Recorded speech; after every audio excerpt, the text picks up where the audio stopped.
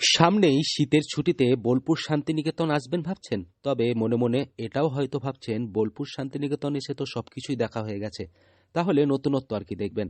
তাহলে বোলপুর শান্তিনিকেতনে এসে অবশ্যই একবার দেখতে হবে অম্রকুঞ্জ।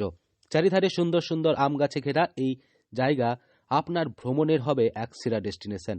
প্রসঙ্গত, শান্তিনিকেতন যখন প্রথম প্রতিষ্ঠিত হয় তখন ঠিক এই জায়গায় এতগুলি গাছ ছিল না। তখন এখানে বেশ কয়েকটি ছোট গাছ ছিল।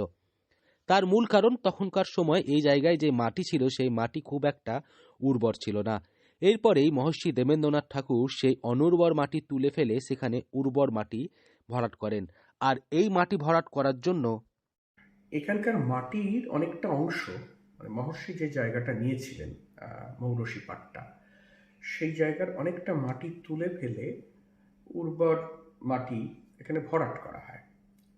এবং এখানে বাগান করার দিকে একটা বিশেষ লক্ষ্য ছিল। রাজা রামমোহন রায়ের বাড়িতে যিনি মালির কাজ করতেন, মহর্ষি তাকেও নিয়ে এসেছিলেন এখানে বাগান তৈরি করবার জন্যে, বা তার মহর্ষিবাবু রাজা রামমোহন রায়ের বাড়িতে যিনি মালির কাজ করতেন তাকে নিয়ে আসেন। তবে কবে এই অম্রকুঞ্জ গাছগুলি রোপণ করা হয় সেই বিষয়ে সঠিক ধারণা বর্তমানে কারোর কাছেই নেই। এখানে যেমন একদিকে অম্রকুঞ্জ গাছের বিরাট বড় বাগান রয়েছে, ঠিক অন্য জায়গায় রয়েছে বকুল বিথি এবং তার সামনে রাস্তার দুধারে রয়েছে শালবিথি। আগে ঠিক এই জায়গাতেই অবস্থিত ছিল একটি বেদি।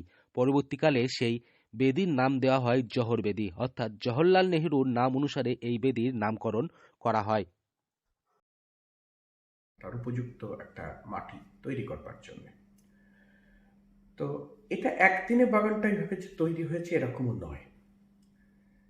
ঠিক কবে আম্রকুঞ্জের গাছগুলো রোপণ করা হয়েছিল সেটা খুব সাল তারিখ ধরে বলা মুশকিল।